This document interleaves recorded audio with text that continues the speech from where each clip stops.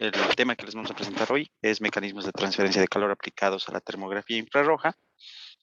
Vamos a tener que comenzar sin ellos para que veamos la puntualidad de las personas que ya están en sala.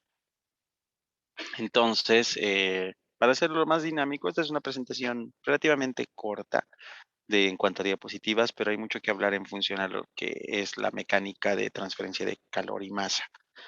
Entonces, yo les pediría, por favor, que tratemos de hacerla dinámica. Yo sé que muchos de acá están familiarizados con la mecánica de fluidos y la transferencia de calor, así que por favor, siéntanse con toda la potestad y toda la confianza de dejar sus preguntas en el chat, levantar la mano, hacer preguntas directas y podamos comenzar. Para los que han estado en la anterior charla el día martes, el tema de las normativas de termografía, las exigencias que nos piden para la categoría de nivel 1, 2 y 3. En las tres que hemos mencionado, tanto las de la SNT como de la ISO 18436-7, nos habla de interpretación, de evaluación y de registro de la imagen térmica.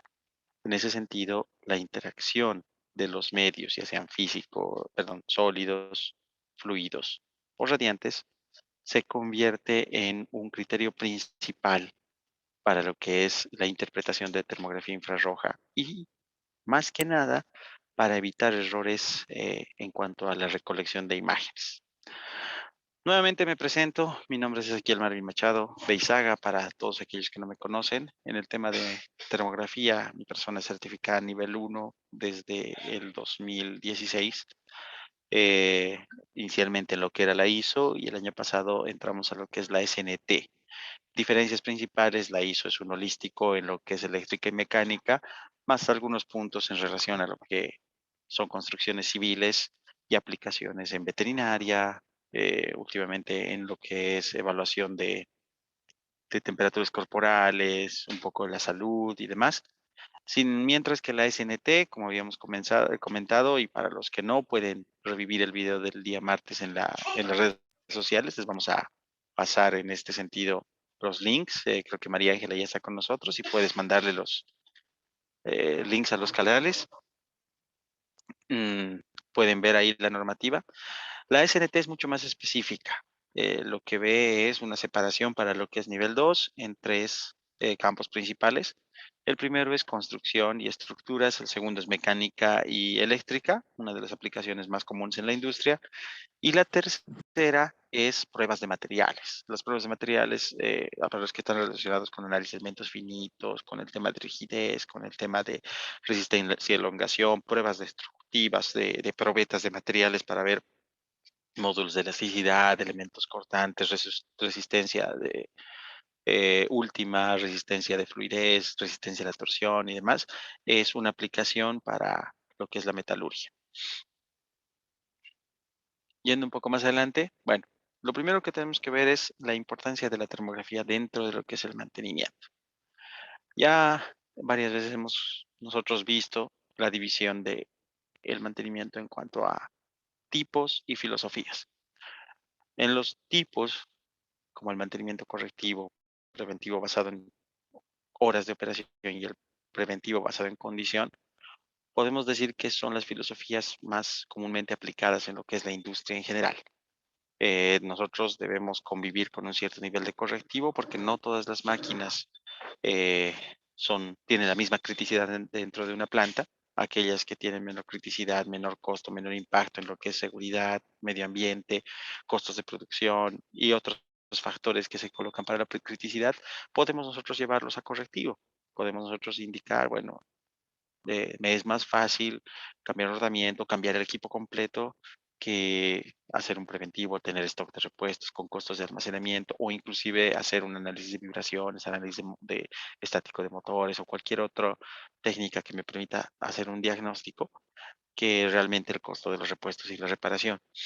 En el tema del mantenimiento preventivo basado en operación, ventajas que nosotros tenemos máquinas que tienen un nivel de criticidad medio en el sentido de que los repuestos no tienen mucho tiempo de espera para su llegada, su impacto en la seguridad y medio ambiente es mínimo o nulo prácticamente, y su importancia en el proceso puede detener de algún modo por cierto tiempo el proceso sin generar un cuello de botella o no tiene directamente impacto en el proceso, pero los costos de los repuestos ya son un poco más elevados.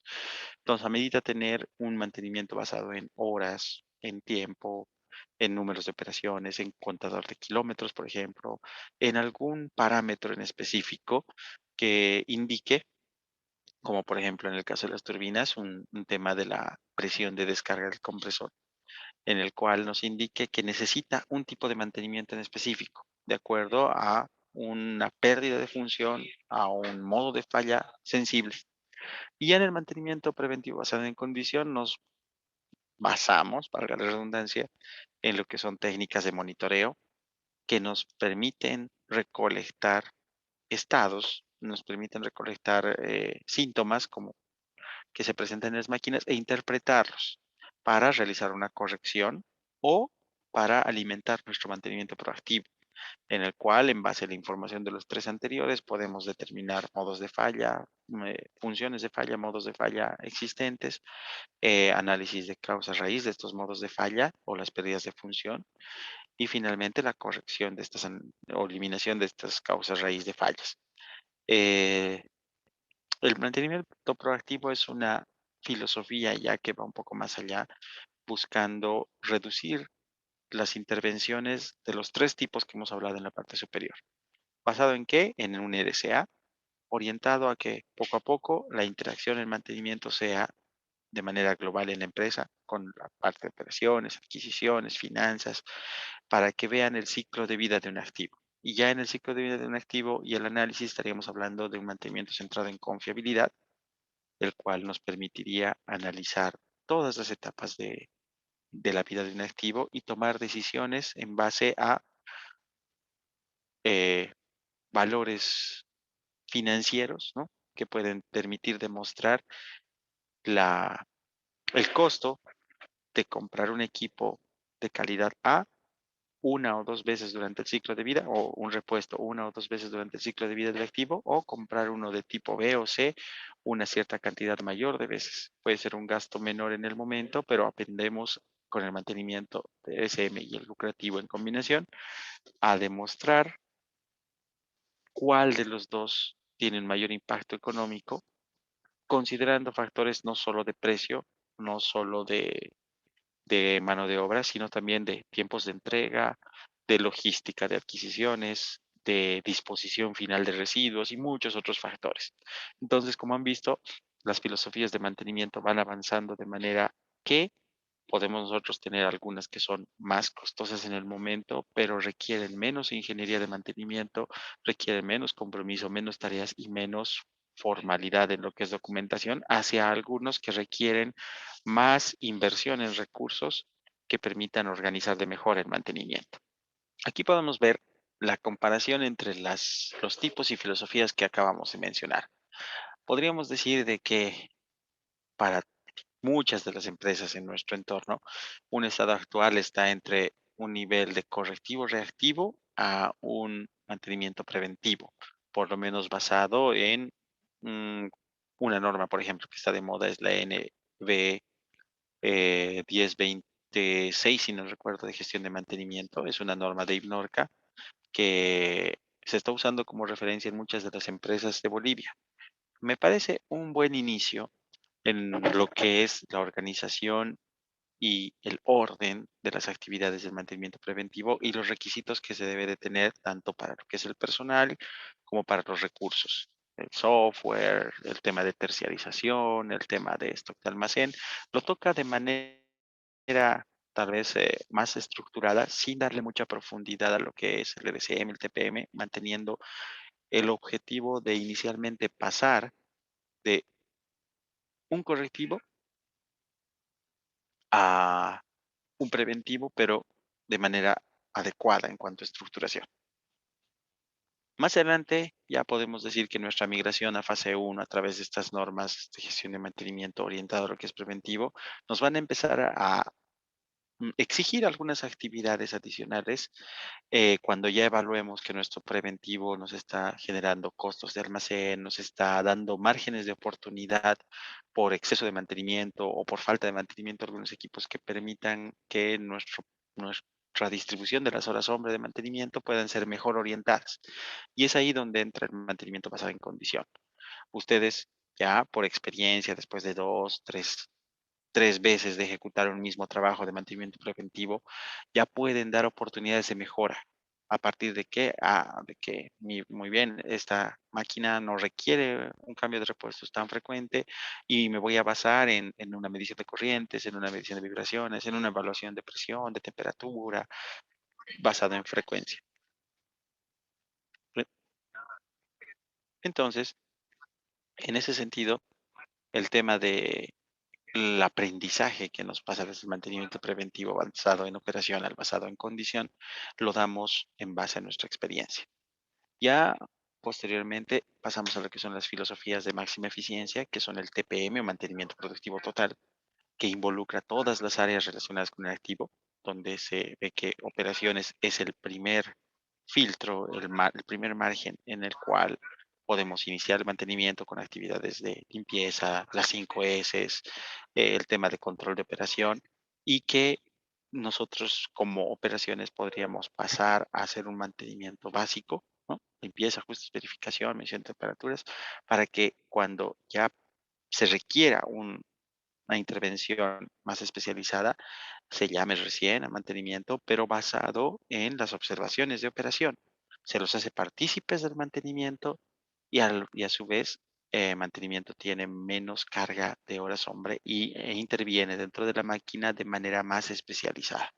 Y en cuanto al mantenimiento centrado en confiabilidad, básicamente todo lo que es confiabilidad está orientado a costo-beneficio basado en riesgo.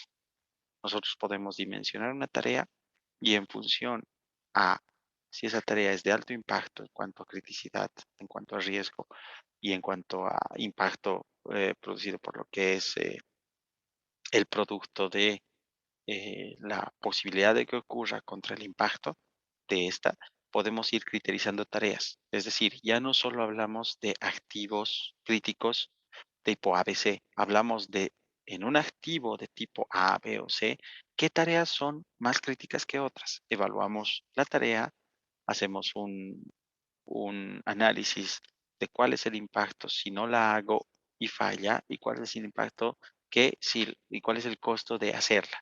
Hacemos una evaluación entre las dos y podemos llegar a definir cuáles tareas son más importantes a ejecutar y de ese modo distribuir de mejor manera las actividades de mantenimiento.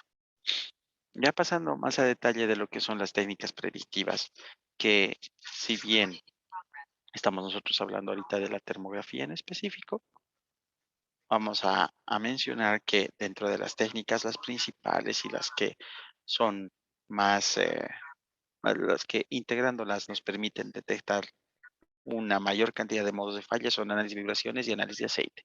Adicionalmente que dentro de la curva de proactivo falla, permiten detectar en un nivel de falla más leve o más bajo el modo de falla antes de que tenga una falla funcional o sea más sensible. La termografía estaría posterior a lo que es el ruido audible, con lo que es la temperatura, porque para tener un buen control de lo que es termografía necesitamos sensibilidad en lo que es eh, sensibilidad para poder recolectar la emisión térmica, poder traducirlo en una variación de temperatura y poder hacer un diagnóstico. Entonces, no quiere decir que no podamos detectar modos de falla casi al inicio, pero requerimos que exista un cierto nivel de avance en el modo de falla para que con la termografía podamos realizar la detección. Sin embargo, esta detección puede apoyarnos a trabajos correctivos, a preventivos basados en operación y a preventivos basados en condición. Entonces, tenemos a partir de la termografía información para evaluar causas raíz de fallas, para evaluar estados actuales, para hacer evaluación de procesos, evaluación de desempeño. Entonces, las aplicaciones son bastante amplias dentro de todo lo que son los tipos de mantenimiento, no se limitarían a lo que es el basado en condición, así que hay unas ventajas y desventajas en función a su posición dentro de los tipos de mantenimiento. Solamente para repasar, la norma que permite dar los requisitos para la certificación de personal es la ISO 18436, la cual muestra los requisitos de entrenamiento del personal en diferentes técnicas de mantenimiento basado en condición. Y en su parte 7 habla de los requisitos de termografía para lo que es la certificación en categoría 1, 2 o 3, los cuales a su vez se encuentran basados en los requisitos de conocimiento de la ISO 18434-1, que es monitoreo de condición basado en lo que es termografía. Ya yéndonos al tema que hemos visto el día de hoy, para lo que es la termografía infrarroja, les vamos a presentar los siguientes conceptos básicos. El principal, que es la termografía, luego los mecanismos de transferencia de calor, el por qué nosotros manejamos un espectro electromagnético y qué significa el espectro electromagnético, que es un sistema infrarrojo, y en función al sistema infrarrojo y a los mecanismos de transferencia de calor, ¿a qué nos referimos con las energías asociadas a la radiación, que son emisividad, emisión, transmisión y reflexión, para finalmente ver lo que es la cámara termográfica? Vamos a hablar un poco de historia. La termografía es una ciencia que estudia la emisión térmica de un cuerpo o la radiación térmica de un cuerpo, tomando en cuenta de que todo cuerpo por encima del cero absoluto, y esta es una pregunta que muchas veces la gente hace, a partir de qué valor de temperatura podemos nosotros aplicar la termografía, a partir del cero absoluto, que son menos 273.15 grados Kelvin, todo cuerpo emite una radiación térmica de menor o mayor calidad. ¿En función a qué? En función a el contenido de calor y al grado de temperatura que éste tenga. ¿Y cómo se descubrió esto? Existe un espectro que se llama espectro de luz visible, que nosotros podemos percibirlo en cualquier momento, ¿no? Son rayos de longitud de onda que permiten que el ojo humano pueda, a partir del nervio óptico y todo el sistema nervioso que tenemos en la visión, poder traducir estas ondas en una imagen visual que es interpretada por el cerebro. La termografía infrarroja sigue el mismo principio, solo que en vez de el ojo humano se tiene un lente óptico que capta, en vez de la luz visible, la luz infrarroja, que tiene una longitud de onda, hace una interpretación a través de una serie de lentes y una parte electrónica eh, llamada transductor de imágenes, y presenta en una pantalla una imagen visual, muy similar a lo que hace el ojo humano y el sistema nervioso. ¿Cómo se descubrió? Haciendo pasar esa luz visible a través de un prisma, el cual permitía modificar la visibilidad de las longitudes de onda, mostrándonos un espectro en los 7 colores del arco iris. Sin embargo, una persona notó, al hacer pasar varios termómetros por los distintos colores, que cada uno tenía una temperatura diferente. Eh, Esa temperatura se podía asociar con el espectro el espectro visible de colores, y poder hacer una diferenciación en función a la temperatura de cada emitida por cada cuerpo. El primer experimento fue colocar 7 eh, termómetros y verificar, según la luz o la procedencia de la luz del prisma, cómo variaban estos, su temperatura en función al cuerpo que emitía la luz que pasaba por el prisma, lo cual nos lleva a una primera conclusión. Los colores dentro de una imagen térmica no representan una temperatura específica en particular, sino que pueden variar su temperatura desde un punto más frío hasta un punto más caliente, dependiendo al cuerpo que estemos evaluando. Es decir, si yo estoy midiendo un sistema, por ejemplo, un refrigerador desde la parte interna, el color azul puede representarme 2 grados centígrados o 0 grados centígrados y el rojo unos 15. Mientras que si yo estoy midiendo en un día soleado un tanque metálico en el exterior, el punto más frío, que tal vez es un plástico cercano, puede estar en 20 grados, mientras que el tanque, que está absorbiendo por su capacidad calorífica energía del sol y por los fluidos que tenga dentro, puede hacer que la temperatura más alta, es decir, el color rojo, esté en unos 50, 60 grados. Entonces, los colores no dependen del nivel de emisión térmica ni de la temperatura del cuerpo, sino dependen de la escala de emisión térmica que yo tenga y del contenido de la imagen térmica que esté midiendo. Bueno, aquí simplemente lo que mencionamos, que la termografía infrarroja mide la emisión térmica de cualquier cuerpo que está por encima del cero absoluto. Y aquí podemos verificar lo que habíamos mencionado. Tenemos diferentes partes del cuerpo donde los puntos de mayor emisión térmica, no vamos a hablar ahorita de termografía infrarroja, de mayor emisión térmica, pueden verse en algunos colores más vivos o más claros en relación a los puntos más fríos, ¿no? No depende de la temperatura, sino de la constitución, de la consistencia del cuerpo que estamos verificando. Para ello, vamos a definir qué es una cámara termográfica. Una cámara termográfica no es un medidor de temperatura. Una cámara termográfica es un elemento que recolecta la radiación térmica de un cuerpo, conjunto de cuerpos, los traduce a través de lente óptico y unos transductores electrónicos internos y te lo muestra como una imagen donde a partir de algunos parámetros como la emisividad, temperatura ambiente, temperatura reflejada y otros factores que vamos a ver un poco más adelante, te permite estimar o calcular o aproximar la temperatura real de un cuerpo. Entonces, lo que nosotros estamos midiendo es emisión térmica y la estamos traduciendo a temperatura. Y es ahí donde entra la norma. Te enseña a tomar un procedimiento adecuado para que tu aproximación de temperatura sea lo más real posible y te da los parámetros para que tú puedas tomar una imagen termográfica de manera adecuada. Entonces, muchos dirán, una cámara fotográfica, todos ustedes la han manejado, han tomado imágenes, muchos de mejor manera que otros, con mejor enfoque. Hay quienes realmente con la época del TikTok están volviéndose fotógrafos semiprofesionales sin tener un curso de inducción. Podrían decir que la termografía infrarroja es sencilla porque tú agarras una cámara y haces un proceso similar. Sin embargo, no es el proceso de tomar una imagen el que define si eres un buen termógrafo. El que define si eres un buen termógrafo es cómo haces el tratamiento de esta imagen para su evaluación. Entonces, ¿cuáles son los beneficios de la termografía?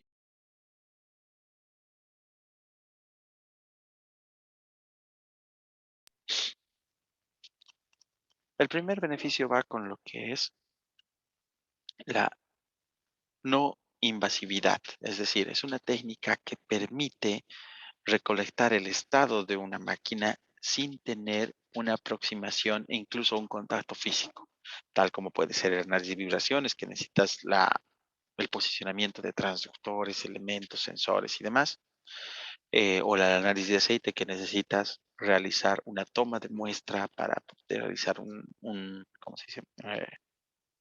Una evaluación, un análisis de laboratorio. En este caso, no necesitas aproximarte, tú tienes que tomar en cuenta las distancias a las que estás, los obstáculos que tengas, pero para sistemas eléctricos esto es crucial porque puedes tomar imágenes termográficas de elementos que son extremadamente riesgosos a lo que es la seguridad física. Y en el tema de máquinas rotativas, puede que de alguna manera estos sean tangibles en algunos puntos, pero con cierto nivel de riesgo por el incremento de temperaturas o por los riesgos de atrapamiento, rotación u otros factores que hacen que la seguridad mm, sea un factor de dificultad en lo que es la toma o la recolección de estos datos. Nuevamente el tema de la distancia se muestran elementos que son de difícil acceso, asociados a lo que es también seguridad, elementos imposibles de pagar, es decir, que están quizás entre dos puntos en los cuales, si bien puedes llegar a tener acceso,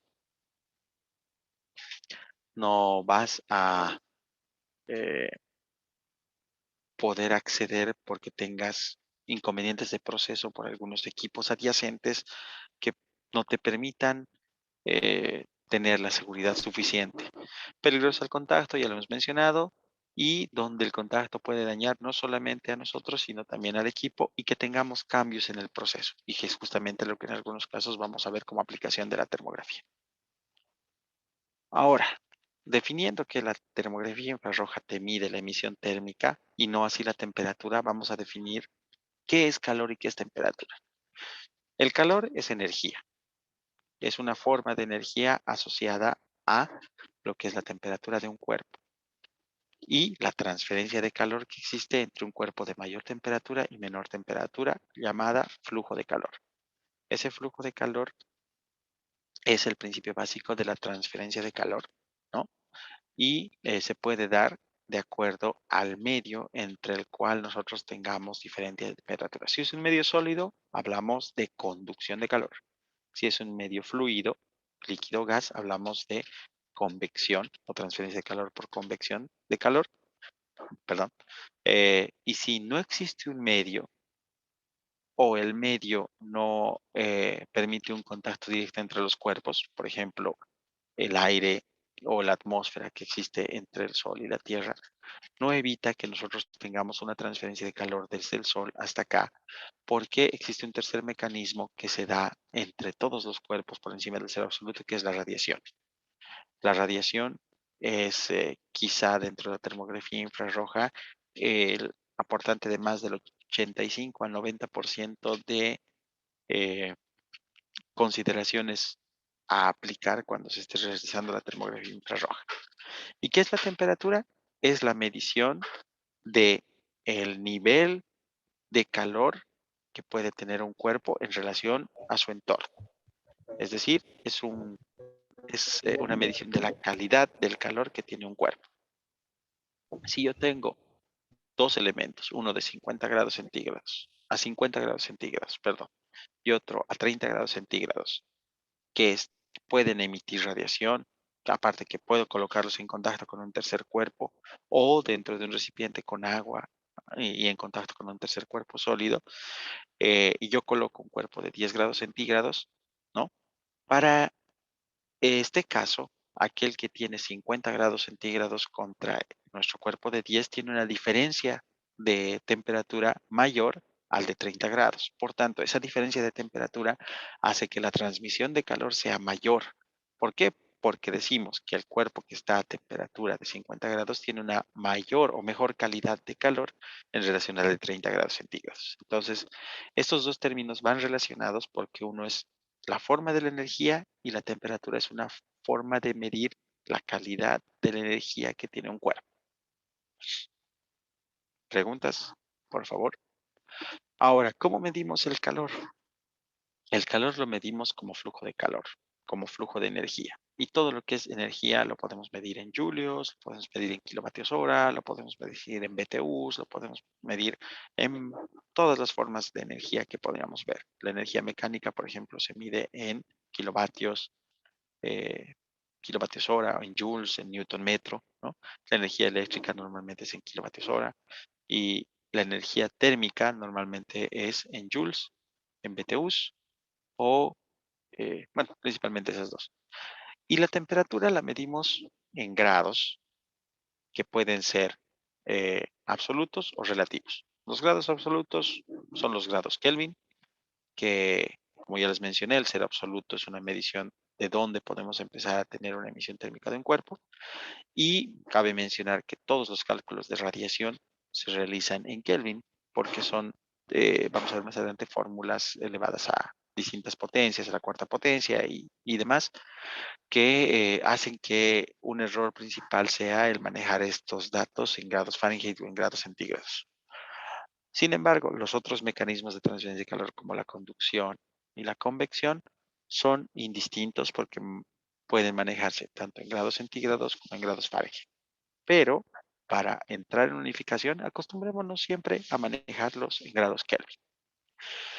Pero ¿cuál es la diferencia entre estos grados? Es la escala.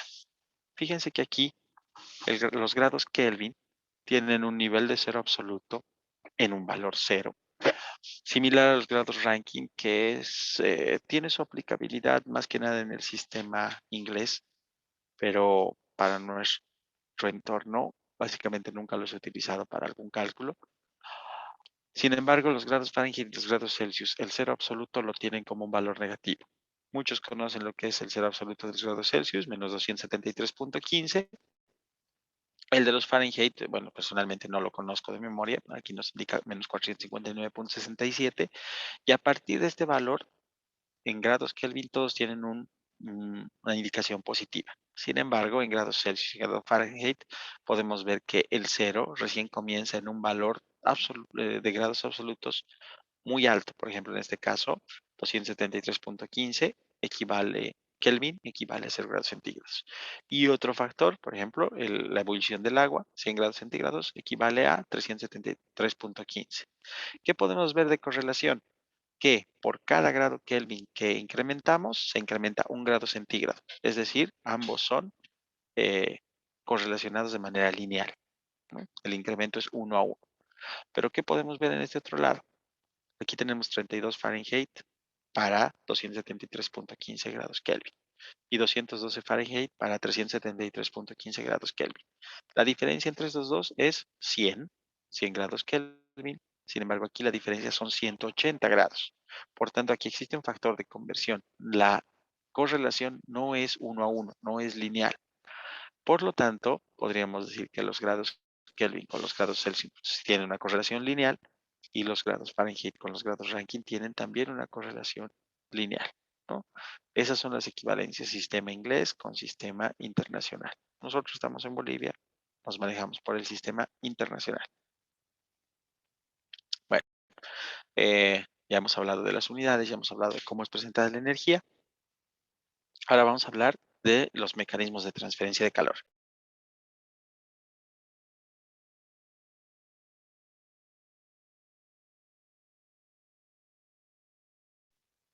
Me van a disculpar un pequeño resfriado. Entonces, ya habíamos hablado de que la transmisión de calor se da entre dos cuerpos que están a diferentes niveles de temperatura, es decir, con diferente calidad del calor, y por la ley de la conservación de la energía en un sistema van a tratar de llegar a un equilibrio térmico. Entonces, el cuerpo de mayor temperatura transmitirá o emitirá calor hacia el cuerpo de menor temperatura hasta que el sistema quede en una temperatura de equilibrio, ¿no? El calor, por la segunda ley de la termodinámica, siempre va de un cuerpo más caliente a un cuerpo más frío. Y se puede dar por tres mecanismos. Conducción, cuando el medio entre dos cuerpos de diferente temperatura es un sólido. Convección, cuando el medio entre dos cuerpos, ¿no? Vamos a hablar del fluido como un cuerpo, es justamente el mismo fluido y por la acción, ya sea de la gravedad o forzado por una bomba, por un ventilador, dependiendo del tipo de fluido, por un compresor, realiza que exista una interacción pelicular, ¿no? Que permita que la transferencia de ya sea el sólido como más caliente sea el fluido, permita la transmisión de calor en este sentido, o al revés, permita que el fluido entregue calor hacia la parte sólida. De todos modos, esto se da por la interacción molecular de, de una capa llamada convectiva entre el fluido y el sólido. Y finalmente la radiación. La radiación no necesita de un medio, puede darse por el vacío, puede darse entre cuerpos a mucha distancia, solamente necesita de que exista una visión directa entre un cuerpo y otro, ¿no? Que no haya un tercer cuerpo obstruyendo, porque en ese sentido se daría una radiación entre el cuerpo A y B y recién entre el cuerpo B y C. Entonces lo que nosotros necesitamos es una ubicación directa entre un cuerpo y otro para que exista radiación, porque este se da a través de ondas electromagnéticas. No necesita un medio para presentarse, ¿no? Entonces, ya yéndonos a lo que es la conducción, aquí tenemos la fórmula general de lo que es la conducción. Como hemos visto, se da en sólidos y al darse en sólidos va a depender de qué? De la geometría. Tenemos la sección dividido entre la longitud. Es decir, mientras mayor sea la sección de contacto, mayor flujo de calor va a existir. Pero mientras más ancho sea el cuerpo, es decir, mientras mayor sea el espesor del cuerpo de contacto entre las dos temperaturas, el flujo de calor va a ser menor. Un cuerpo más angosto permitirá un mayor flujo de calor. Pero hay un factor apropiado al material, porque el material puede ser ladrillo, puede ser pintura, puede ser un aislante como lana de vidrio o puede ser un elemento metálico, tiene diferentes propiedades. Algunos tienen una mayor conductividad y otros una menor conductividad. Y eso se da se ve reflejado en la conductividad térmica. Elementos de alta conductividad, cualquier metal, ustedes saben que si calientan un metal en un extremo y tocan el otro, poco a poco van a sentir el incremento de temperatura hasta que ya no puedan tocarlo, porque hay una transferencia de calor por conducción bastante rápida. Sin embargo, si ustedes alguna vez han visto un horno de cocina, tiene ladrillos al costado. Este ladrillo puede ser ladrillo normal con una conductividad baja o un ladrillo refractario, el cual es un elemento aislante que tiene una conductividad aún más baja que el ladrillo, ¿no? Finalmente, como regla general, ¿no? La conducción de calor depende de la temperatura, un delta T, es decir, la temperatura del cuerpo A, que está a un lado del sólido, menos la temperatura del cuerpo B, que está al otro lado del sólido, siempre respetando la mayor menos la menor, ¿no? Eh, entonces, dicho esto, la conducción depende de la geometría, del material y de el nivel de temperatura que tenemos en cada cuerpo. Acá podemos ver, por ejemplo, cómo podemos cambiar la conductividad. Nosotros tenemos el vaso A, ¿no? Que puede tener un contenido de un fluido a unos 60 grados. Nosotros, si lo tocamos directamente, quizás tengamos una sensibilidad muy fuerte a la temperatura de este vaso, pero si cambiamos la conductividad del medio entre nuestra mano y el fluido que tenemos dentro, como por ejemplo colocarle un cartón, estamos cambiando la conductividad del elemento y podría ser mucho más fácil o tal vez más tolerable para nuestro cuerpo el tomar el vaso en este sentido. Lo mismo en este caso, un caso más crítico porque ¿quién no se ha quemado en algún momento de su vida la mano por tocar una superficie caliente? Es por eso que existen guantes específicos, pero ¿qué es lo que hacen estos? Cambiar el material entre nosotros, entre el elemento que estamos y el elemento que estamos por tocar, cambiando la conductividad del entorno y por ende reduciendo el flujo de calor y reduciendo la sensibilidad térmica que tenemos en nuestro cuerpo. Ahora, un concepto muy asociado a este es la capacidad térmica. ¿Por qué? Porque la capacidad térmica va asociada a un material y es la capacidad que tiene un cuerpo para almacenar energía. Esto está muy asociado a la conducción porque depende mucho del material. El material tiene una capacidad de acuerdo a su CP, que se llama capacidad de capacitancia térmica, la cual nos permite indicar por cada grado de temperatura que le vamos a someter a este cuerpo, cuánto de calor va a ganar. ¿Y en qué se aplica esto a la termografía infrarroja? Nosotros podemos tomar en cuenta que en muchos momentos de la vida nos han dicho, la termografía se realiza de noche, es mucho mejor que de día.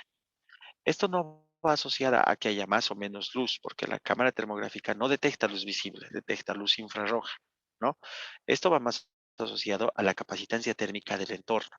En un día soleado, los cuerpos metálicos, los fluidos, los árboles y demás tienen una temperatura en el sol que es mucho mayor a la temperatura que ellos tienen en el cuerpo al inicio de la interacción con el sol.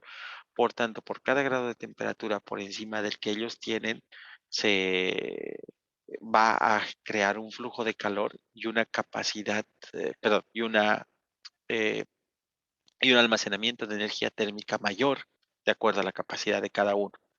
Y esos cuerpos, cuando tomemos la termografía, si están en el entorno o alrededor del elemento que queremos analizar, van a emitir radiación térmica y van a constituirse en, o sea, vamos a decir, estorbos, no sé si la palabra va pegada, ¿no?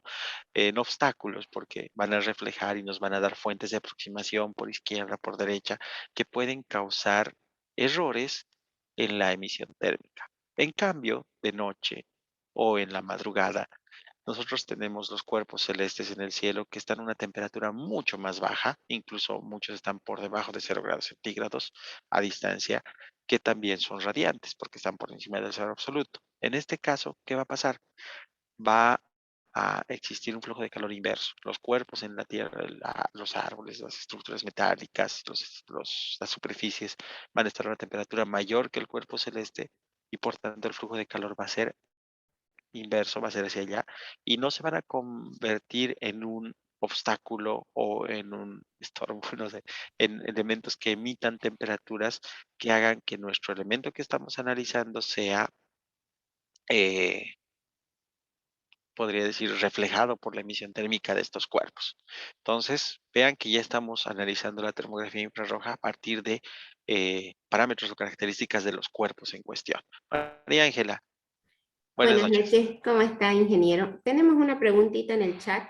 ¿Qué temperaturas debemos prestar atención como un indicador para el mantenimiento en etapas tempranas? De José Luis Tapia. Bueno, buenas noches, José Luis. La pregunta que haces es algo que ya es parte del diagnóstico en base a termografía. Y la respuesta es bastante ambigua, es depende. ¿Por qué? Porque tú tienes que analizar el proceso, ¿no? Puede que existan procesos que trabajen a 40 grados y que una subida de 10 grados de temperatura ya signifique inconvenientes con el mismo proceso, con el material, consumo de mayor energía, ya sea eléctrica, ya sea gas o demás. Pero puedes tener procesos en los cuales 130, 150 grados sean consideradas de operación normal, ¿no? Entonces, aquí hay dos factores que se toman para una indicación temprana en mantenimiento. Primero, el nivel absoluto de temperatura en el cuerpo, proceso, sistema, ¿no?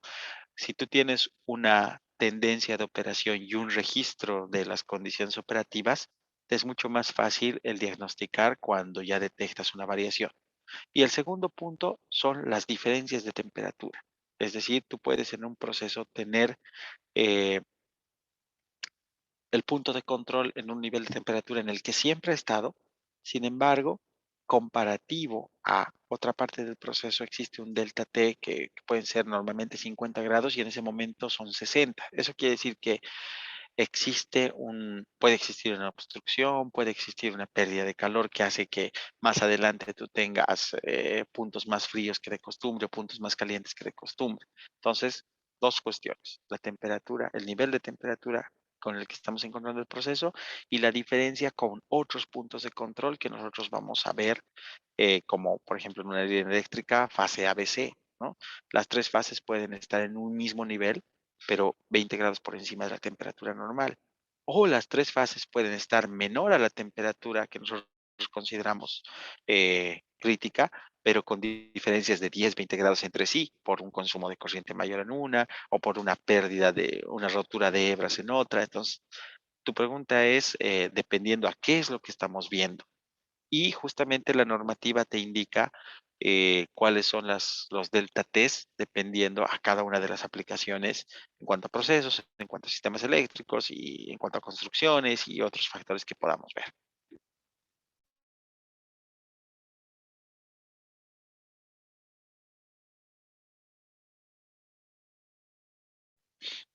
Julián también tiene una pregunta que nos indica si con un sensor termográfico podemos ver el comportamiento de un gas que pasa por una tubería estando aislado el tubo. Lo primero que hay que ver es que la termografía infrarroja es una ciencia superficial, es una técnica que mide la emisión superficial. Podemos nosotros, si conocemos la parte interna o la temperatura interna del fluido, evaluar aislación térmica, sí, pero para eso tenemos que conocer un valor, ¿no? Eh, medimos la parte externa y podemos hacer una evaluación, pero si está aislado y nosotros tenemos una temperatura de control para ver lo que es el flujo de calor y esta se incrementa afuera, podremos inducir de que hay una variación en el proceso, pero no directamente asociada al comportamiento del gas. Podríamos asociarla a una pérdida de aislación, a un desgaste del material, a una reducción del espesor, y esto está asociado con conducción, ¿no?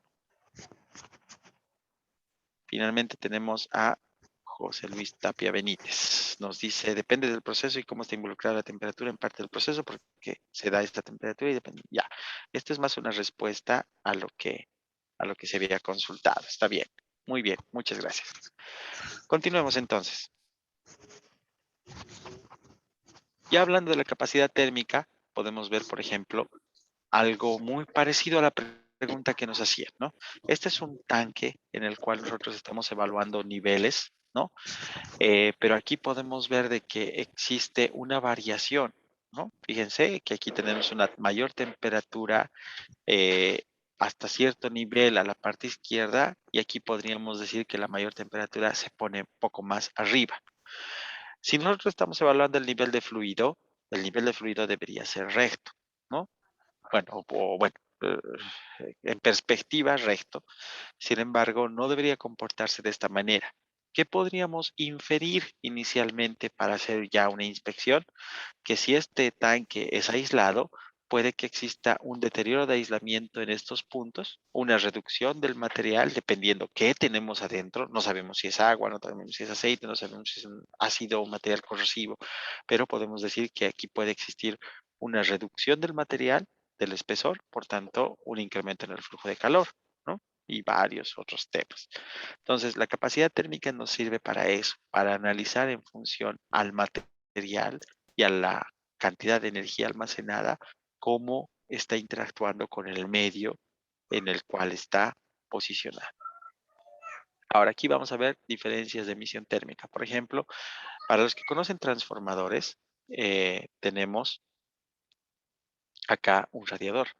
Si ustedes pueden ver, este radiador presenta un nivel de emisión térmica mayor en la parte izquierda que en la parte derecha, donde podemos ver un gradiente de lo que es blanco, amarillo, naranja, hasta lo que es morado en una paleta Iron. ¿Qué podríamos inferir? Que aquí no tenemos válvulas. ¿Podríamos tener una obstrucción? Sí, podríamos tener una obstrucción.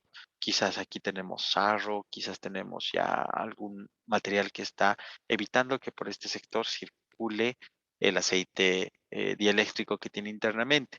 Entonces, este aceite con seguridad no está recibiendo la refrigeración que requiere y deberíamos hacer una inspección, un cierre de válvulas, un drenaje de aceite, una revisión interna o un cambio, ¿no? Es algo que podemos ver en este tema. Por este otro lado, estábamos viendo la aplicación de niveles, ¿no? Y en ese sentido, aquí tenemos silos en los cuales podríamos, por lo que mencionaban, un material interno que quizás aquí no está aislado, podemos ver la capacidad con la que estamos y tomar una decisión sobre el producto o el proceso de cuál vamos a comenzar a trabajar, ¿no? Esto puede darse cuando no tengamos sensores de nivel o formas de medir o queramos realizar una inspección sin realizar el ascenso a estos sectores de manera más segura y tal vez de una manera más práctica. Y en este sentido tenemos la emisión térmica de un punto para evaluar si aquí existe obstrucción o no en las válvulas para ver si el proceso está abierto, cerrado, si está en operación o no. Por ejemplo, aquí podemos inferir que esta válvula está cerrada, que la válvula superior está cerrada. Justo a la entrada tenemos un punto rojo que está arriba de 240 grados centígrados, perdón, Fahrenheit, pero que por el tema de que esta válvula está cerrada no pasa hacia la parte derecha y que en este punto de aquí abajo tenemos un filtro, una trampa de vapor, no sé, esto puede ser, no sabemos qué es exactamente, pero lo que sí sabemos es que está obstruido, ya sea por proceso, por condición, y no pasamos hacia la parte derecha. Quizás esto es operación normal, quizás no. La única manera es que corroboremos con nuestro conocimiento del equipo que vamos a intervenir. Y es ahí nuevamente a José Luis Tapia que le decimos, la termografía depende mucho de tu conocimiento del proceso, del equipo y de lo que estás midiendo. Bueno, pasando de lo que es conducción a convección.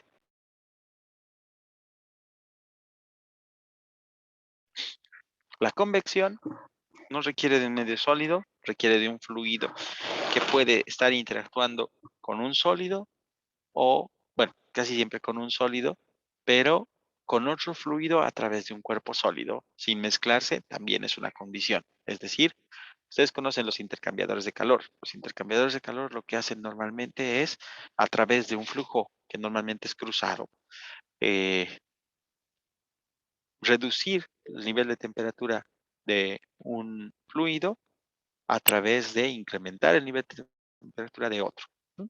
El principio de un refrigerador, por ejemplo, es un intercambiador de calor que retira el calor de todos los alimentos o consumibles que tenemos dentro a través de un gas, que es un fluido, ¿no? Gas de refrigeración, que circula por un evaporador, ¿no? Pero necesita un medio sólido para que esta interacción se dé. Entonces, existe una combinación de conducción-convección entre fluidos, ¿no? Ahora, ¿por qué se da? Por una película dada por la convectiva.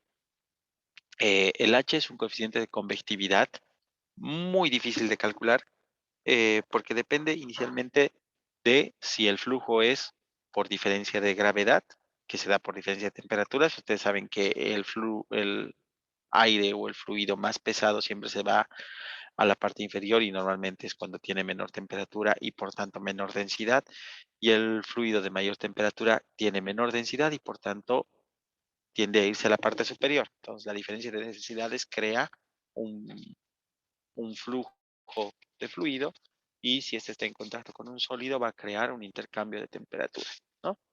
Eh, por otro lado, si este es forzado, podría ser mediante una bomba si es un fluido líquido, mediante un compresor o un ventilador si es un fluido gaseoso, también va a generar un intercambio de calor, pero ya dirigido, con un mayor número de Reynolds, con un mayor, ¿cómo podría decir? Mayor caudal que va a permitir una mayor interacción. Nuevamente, depende del área. Como esto no, como el fluido no pasa a través del sólido, aquí nos olvidamos de lo que es la longitud. Pero mientras mayor área de interacción existe entre el fluido y el cuerpo sólido, mayor flujo de calor va a existir. Eso es lógico. Más área, más flujo. Entonces, nuevamente nos encontramos con un delta T, una diferencia de temperatura entre el elemento de mayor temperatura y el de menor, que puede ser fluido a sólido o sólido a fluido.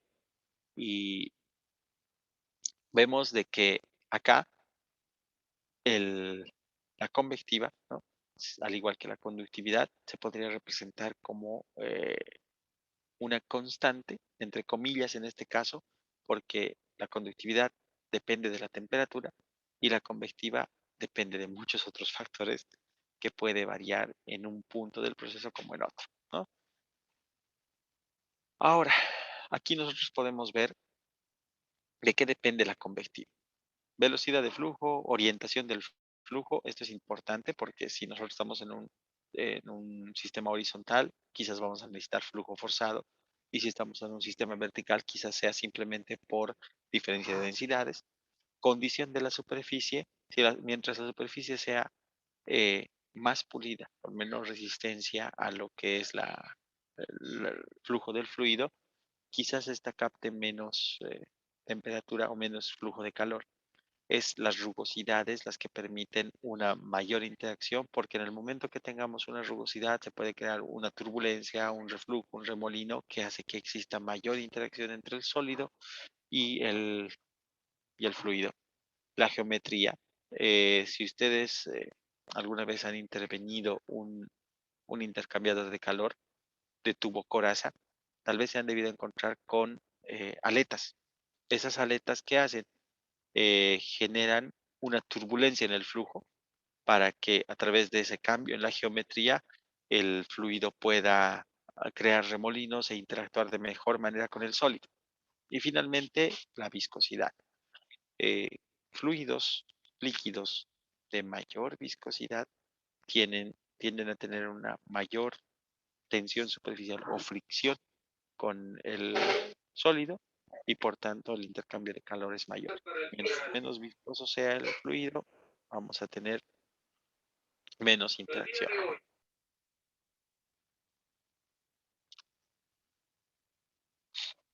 Ahora, la convección natural, como ya habíamos dicho, cambios en la densidad. La convección forzada provocada por un ente externo, bomba, ventilador.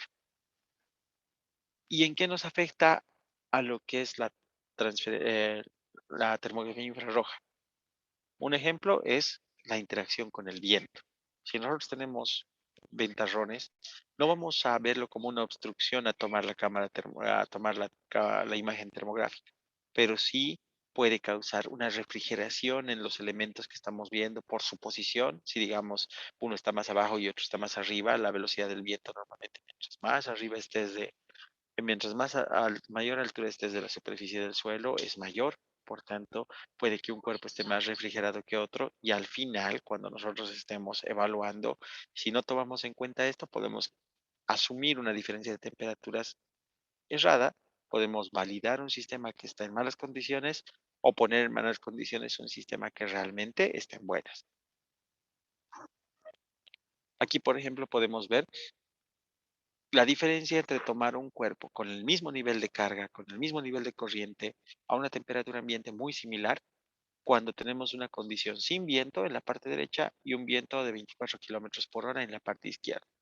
Entonces, si ustedes se fijan en la parte izquierda, sin el viento, el cuerpo A, que está a 85 Fahrenheit, con el cuerpo B, que está a 76, con el cuerpo C, que está a 72, tiene una diferencia máxima de 13 grados Fahrenheit, o su equivalencia entre 1.8 a 7, 8 grados centígrados, lo cual no es, según la norma, una indicación de un problema de urgencia. Es una sospecha, sí, pero ya en la parte derecha, sin viento, podemos ver una diferencia entre el cuerpo A y el cuerpo C de hasta, eh, aquí tenemos 36 grados Fahrenheit, lo cual es unos 20 grados centígrados, que según la normativa ya es un nivel de urgencia para este tipo de sistemas, casi emergencia, arriba de 20 es emergencia. Entonces, el problema por el viento puede llegar a atenuarse y si yo no considero este factor y el factor de corrección que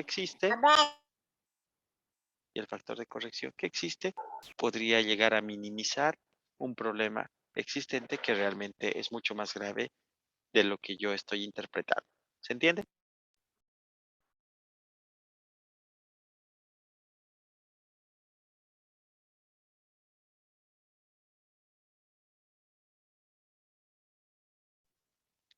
Hay una pregunta que llegó de manera directa en el chat de Víctor, que nos indica cómo puedo saber si la temperatura que mide la cámara es una temperatura reflejada.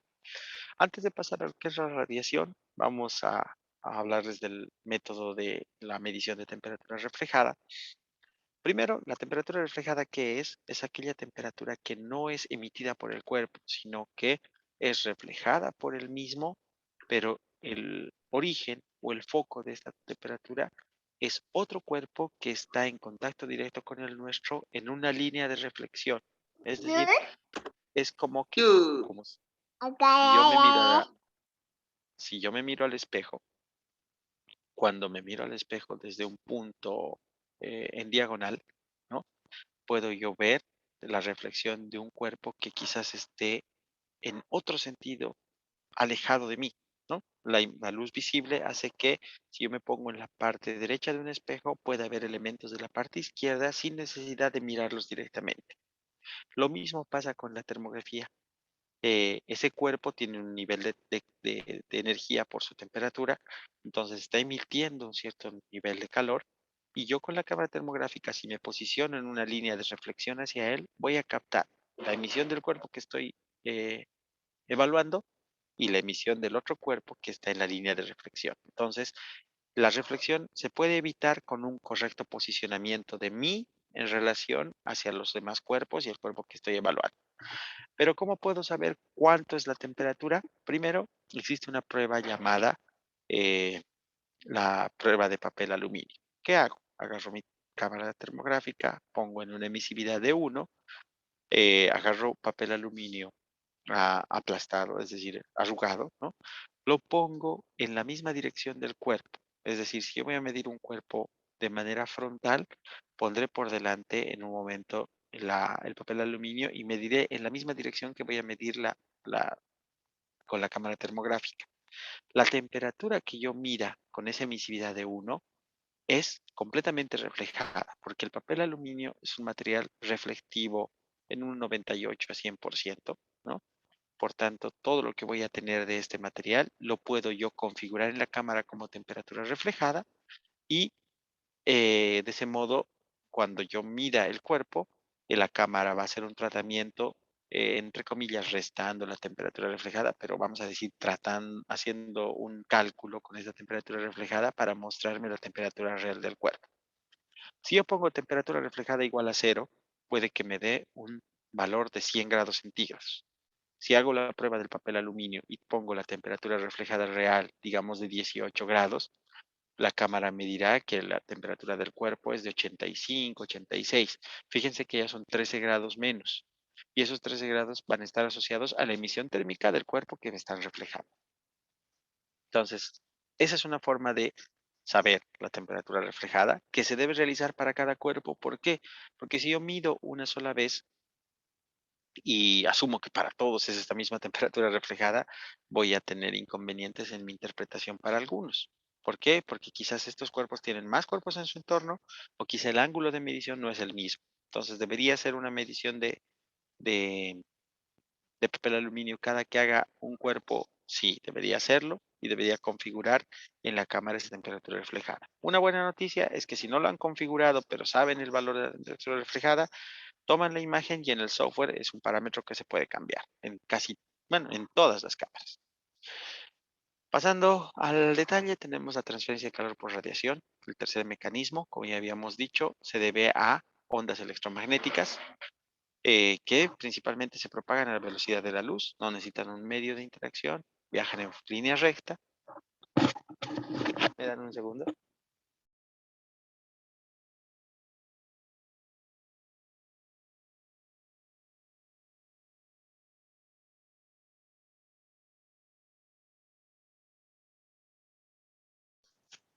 Perdón, en un tema de trabajo, estamos en planta todavía y bueno, continuemos. Como les decía, la emiten todos los cuerpos que están por encima del cero absoluto y no necesita un medio de interacción porque son ondas electromagnéticas. Esta radiación no es dañina, no puede ser vista por el ojo humano, sí puede ser sensible porque nosotros también somos un cuerpo que emite y absorbe energía infrarroja. Entonces, se podría decir que toda la vida hemos estado en interacción con la radiación térmica.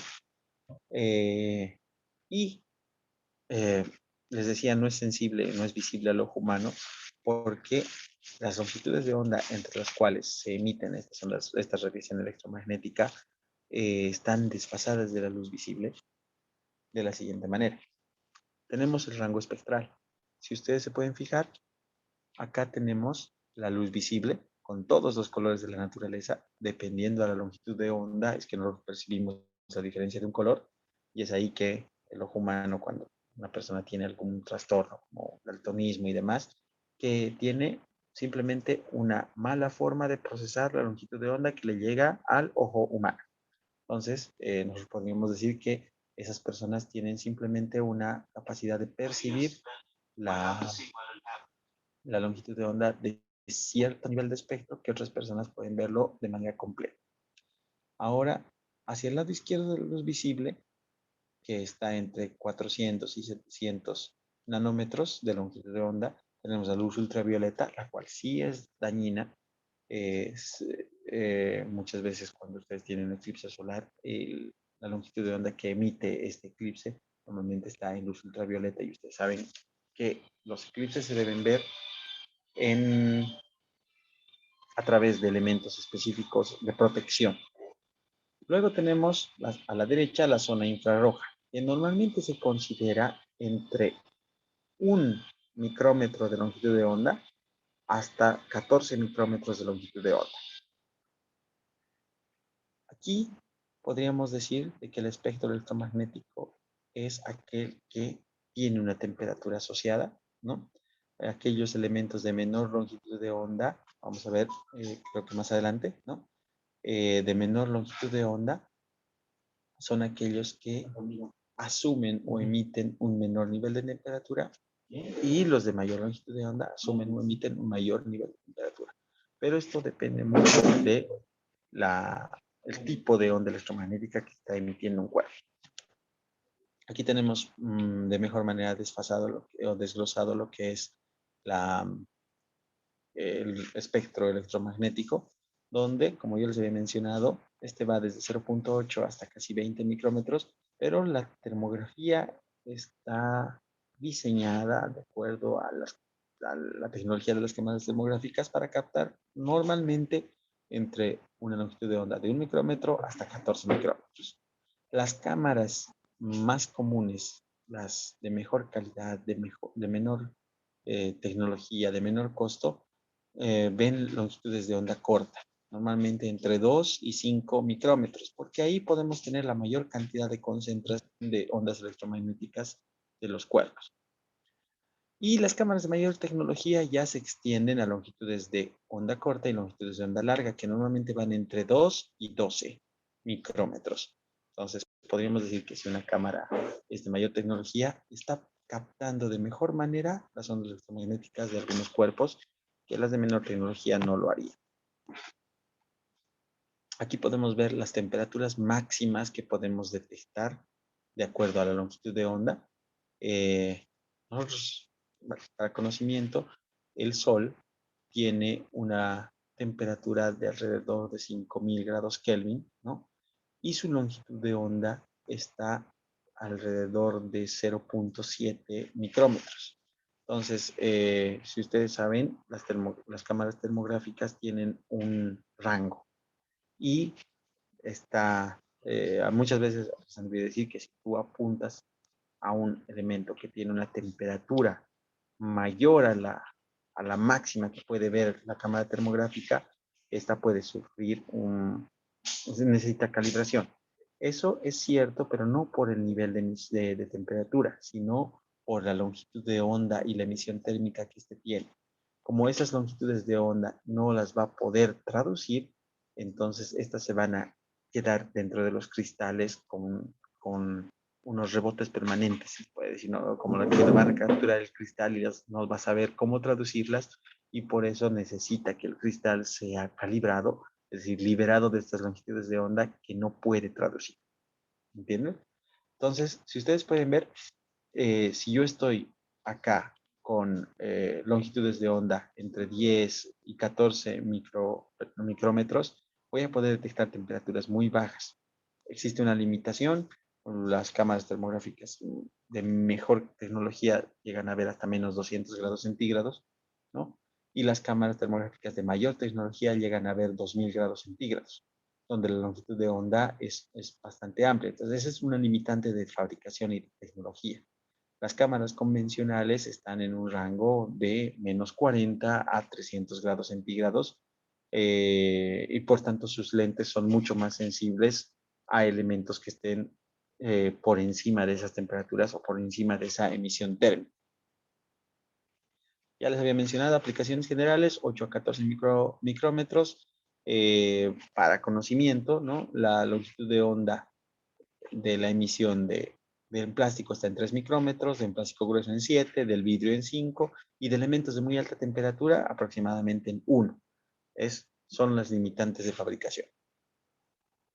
Ahora, aprovechando el principio de la emisión térmica, vamos a hablar de 3 factores.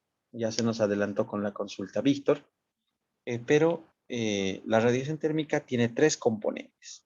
Cuando esta está dada de un cuerpo de mayor temperatura hacia un cuerpo que vamos a evaluar, a la energía le puede ocurrir 3 fenómenos.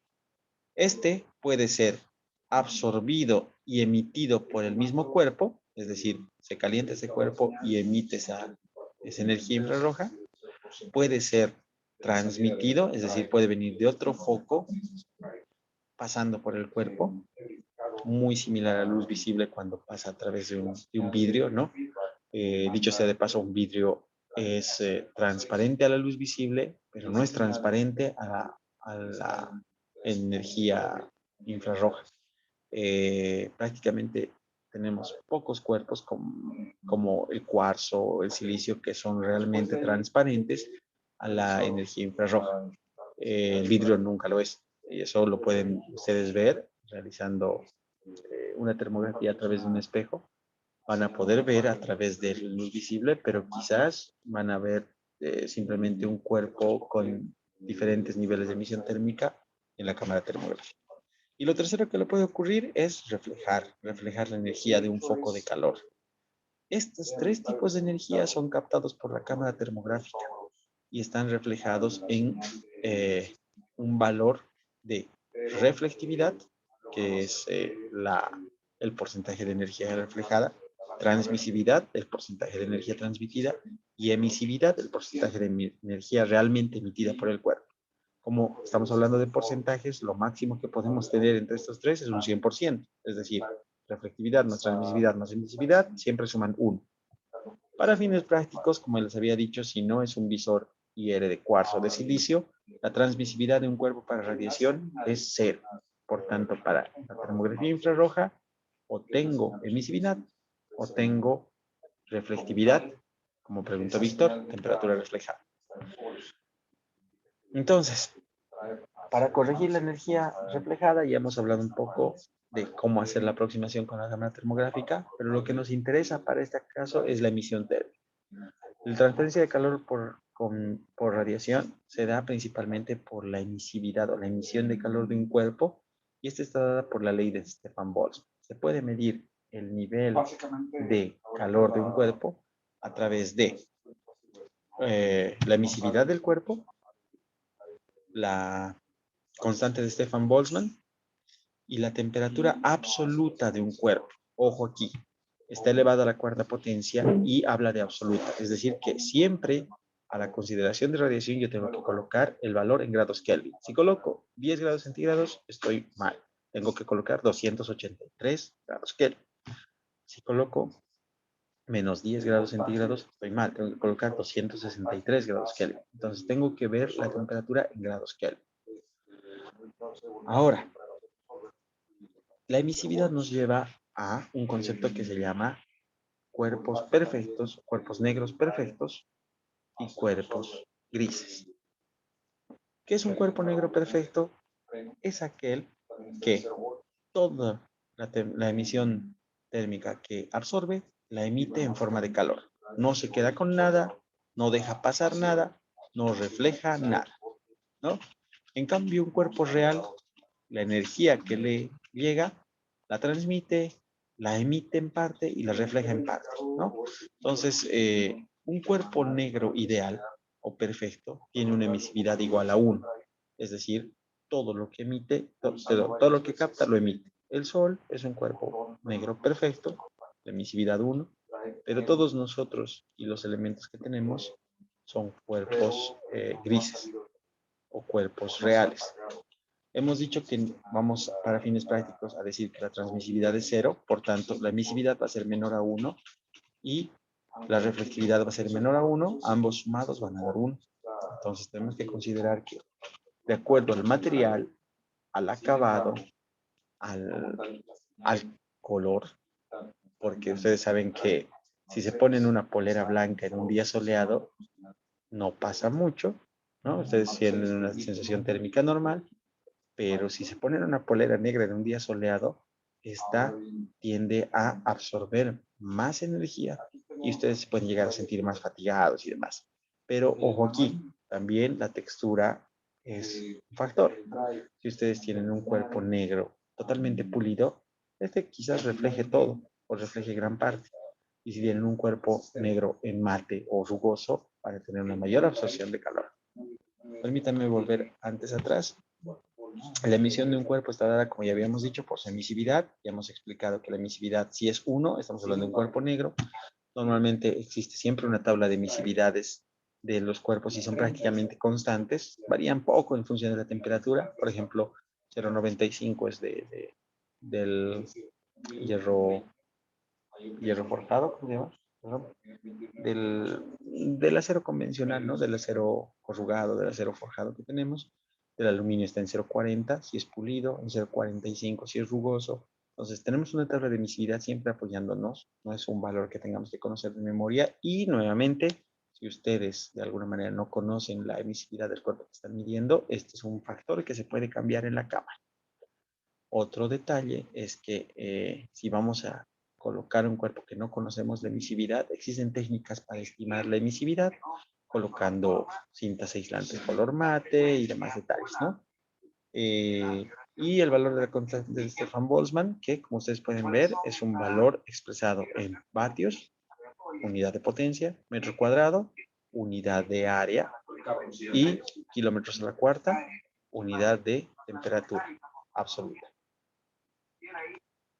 Ahora, dentro de lo que es la aplicación termográfica, la radiación térmica es bastante amplia. ¿Por qué? Porque como mencionábamos hace rato, ¿me escuchan bien? Alguien dice se perdió la señal. Sí, se escucha bien. Muy bien, entonces debe ser un caso puntual, Julián, de tu señal. Como mencionábamos hace rato, el nivel máximo, el nivel permisivo, depende. ¿Depende de qué? Acá podemos ver claramente. Tenemos etapas en el proceso donde podemos tener ductos libres, ductos aislados. Tenemos motores que funcionan a distintos niveles de carga. Quizá alguno por el frame con una corriente de 70 amperios, otro de 10 amperios. Entonces, sus temperaturas de control son distintas en el sistema eléctrico de acuerdo al nivel de tensión, al nivel de corriente. Es distinto en el tema de edificios. Si estos tienen, por ejemplo, ¿cómo se llama? Aire acondicionado o no, si tienen aislación térmica o no, si tienen una cantidad alta de ventanas o no.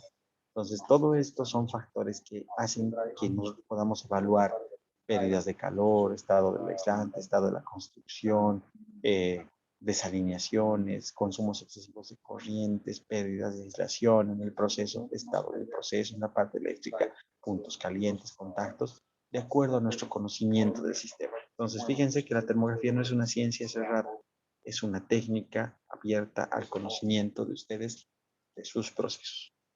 Y, como ustedes pueden ver en esta imagen, conducción, radiación y convección interactúan en todos los niveles de la evaluación de la termografía. Es por eso que conocer los mecanismos de transferencia de calor es vital para cualquiera de las tres categorías en las que podamos certificarnos en termografía y para cualquier persona que, aunque no sea certificada, pueda realizar o llevar a cabo esta ciencia para una mejor interpretación.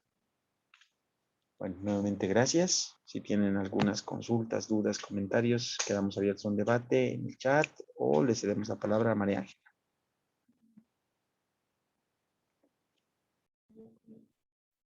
Sí, disculpe, para saber si nos pueden pasar el link de la grabación.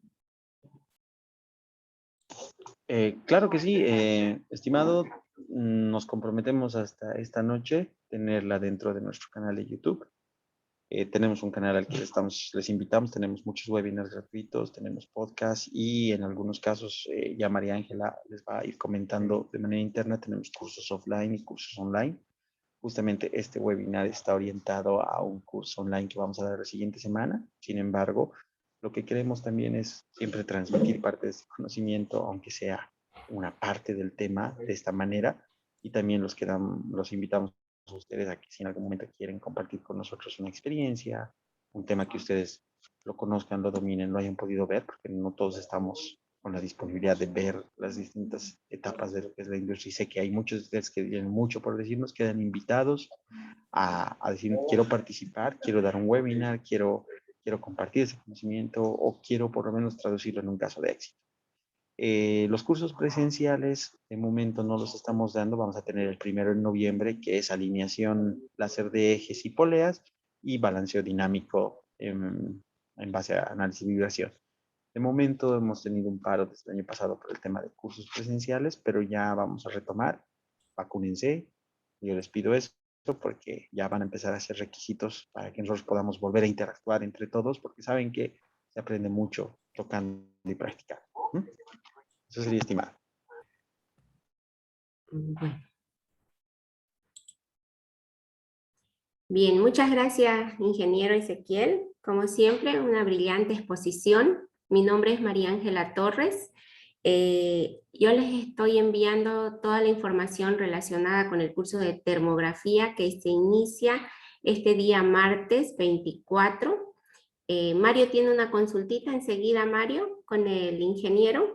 Solamente recordarles que les voy a dejar el contacto para que me puedan contactar vía WhatsApp para pedir la información del curso que se va a iniciar este día martes. Son 18 horas, reloj de martes a sábado. Y bueno, respondiendo a la pregunta de Mario, vamos a lanzar una promoción, ¿no, ingeniero? Y con eso nos despedimos. Muchas gracias. Muy bien, María Ángela. A ver, la pregunta de Mario nos dice, en puntos de conexión eléctrico, ¿cómo saber si un ajuste es correcto? ¿Existe alguna tabla o para determinarlo? Bueno, buenas, Mario, ¿cómo estás? Voy a permitirme compartirte una pantalla en un momento.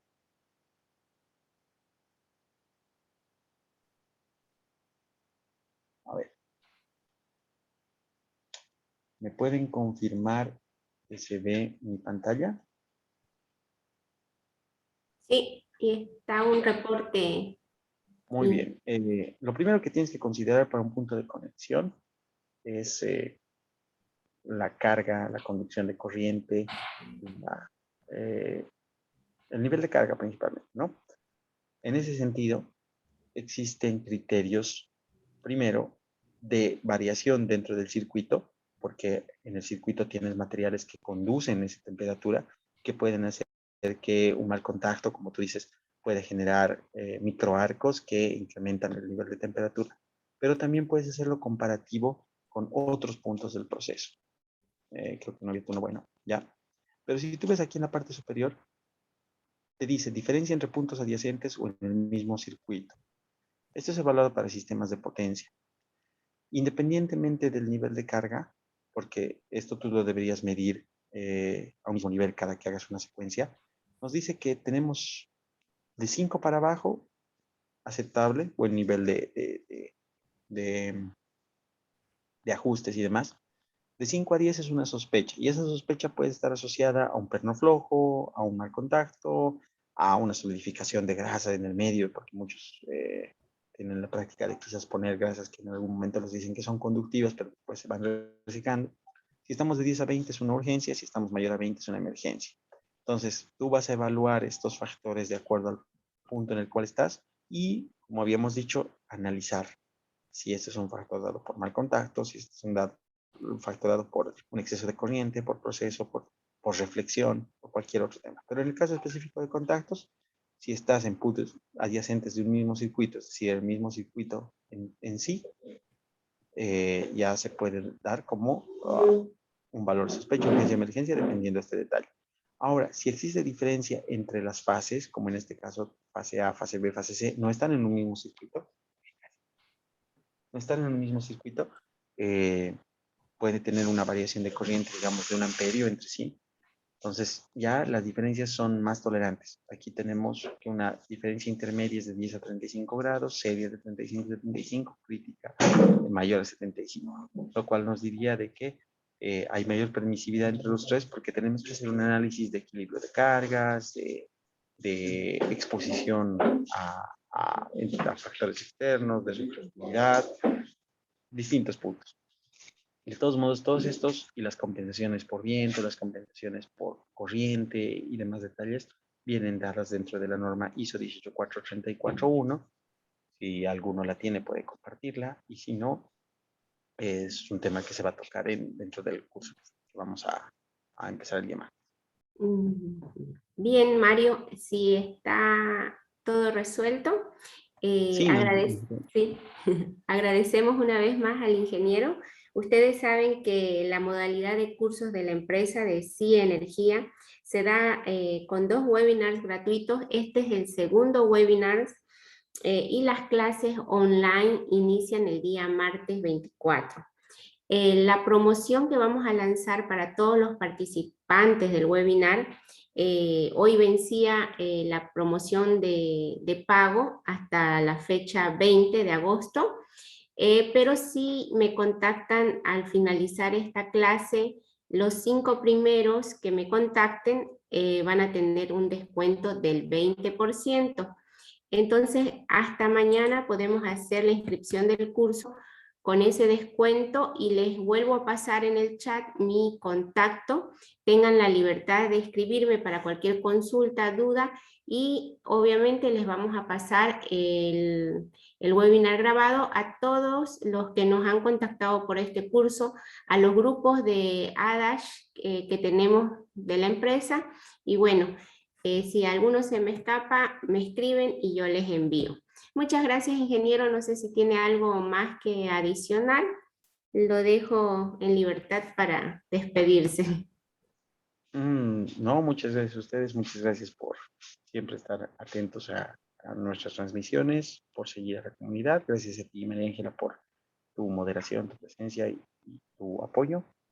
Gracias a todos y nos vemos pronto. Esperemos contar con ustedes en alguno de los cursos de nuestros docentes y también invitarlos, como ya habíamos mencionado, a que ustedes puedan formar parte de la comunidad, no solamente participando, sino también quizás transmitiéndonos los conocimientos y las experiencias que puedan tener. Buenas noches a todos.